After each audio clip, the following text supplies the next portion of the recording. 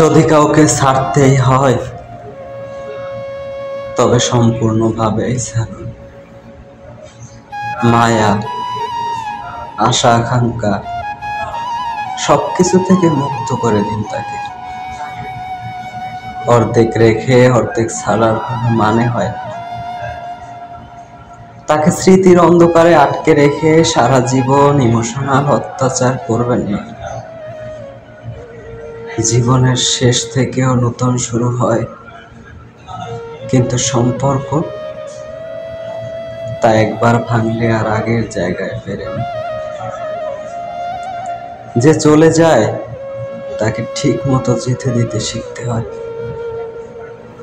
না হলে সে থেকে যায় না পাশে না দূরে, শুধু বোঝার মতন একটা ভার হয়। অনেক সময় মানুষ এক ধরনের নিষ্ঠুর সান্ত্বনা দিতে চায়। আমরা বন্ধু থাকতে পারি, আসা যাওয়ার সম্পর্ক থাকুক, কিন্তু সেটা না পুরোপুরি সম্পর্ক, না পুরোপুরি মুক্তি। এই অস্পষ্টতা, এই টানাপোড়েনেই সবচেয়ে বেশি মানসিক ক্ষয় করে। দিন শেষে আপনি নিজেই জানেন না আপনি এই সম্পর্কে আছেন না নেই।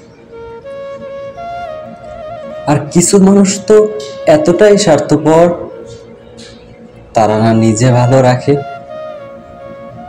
না আপনাকে আপনার মতো ভালো থাকতে দেয়।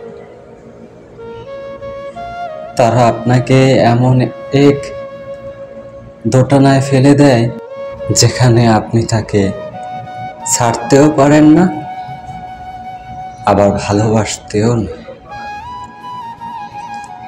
এই মানসিক অত্যাচারটা চোখে দেখা যায় না,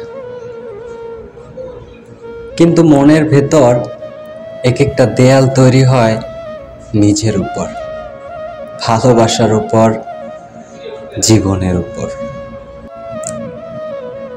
তাই যেদিন বুঝবেন এই সম্পর্কটায় সম্মান নেই, শান্তি নেই, সেদিনই নিজের জন্য সৎ হন। একটা সম্পর্ক সুন্দরভাবে শেষ করতে পারাও ম্যাচুরিটি। দিন শেষে আমরা সবাই শান্তি চাই, আর শান্তি কখনোই অসম্পূর্ণ সম্পর্কের ভাঙা টুকরোর মধ্যে পাওয়া যায় না। তাই ভালোবাসা থাকুক, কিন্তু তা যেন বোঝা না হয়।